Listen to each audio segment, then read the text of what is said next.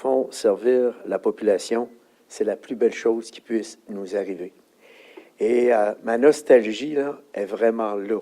Et ça fait quand même plus de 10 ans que Gilles Lehouillier est maire de Lévis et il annonce ce matin qu'il ne sollicitera pas de 4e mandat.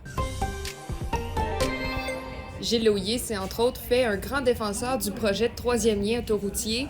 Avant d'être maire, il a été conseiller municipal de 1986 à 2005 à Lévis et dans l'ancienne municipalité de Lauson avant les fusions.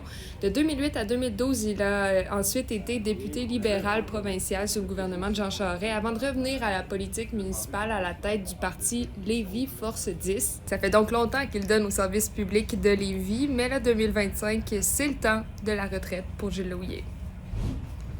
Maintenant, on s'en va voir Anne-Sophie qui a écrit un papier sur l'industrie maritime parce que l'industrie s'inquiète des tarifs.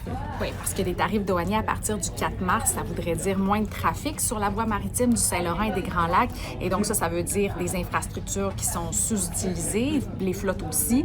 Et ce qui est inquiétant, c'est que le commerce maritime s'engendre plusieurs dizaines de milliards de dollars annuellement entre les deux pays. Et c'est au cœur du commerce bilatéral entre les États-Unis et le Canada.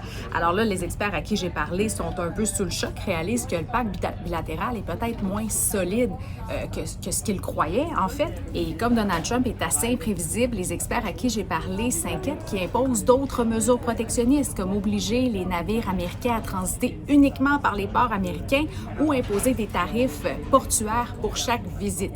Alors tout ça, évidemment, c'est encore hypothétique. On ne sait pas ce qui pourrait arriver, mais clairement, on sent l'inquiétude qui est palpable dans le milieu. Je vous invite d'ailleurs à aller lire mon texte complet sur votre application RCinfo. Merci, Anne-Sophie.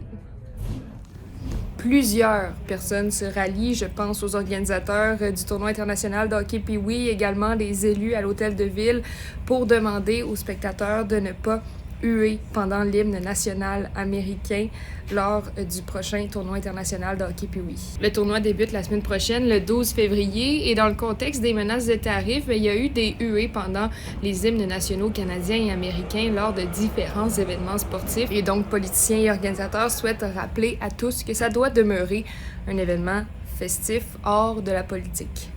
Voilà, c'est tout pour nous. Bon mercredi!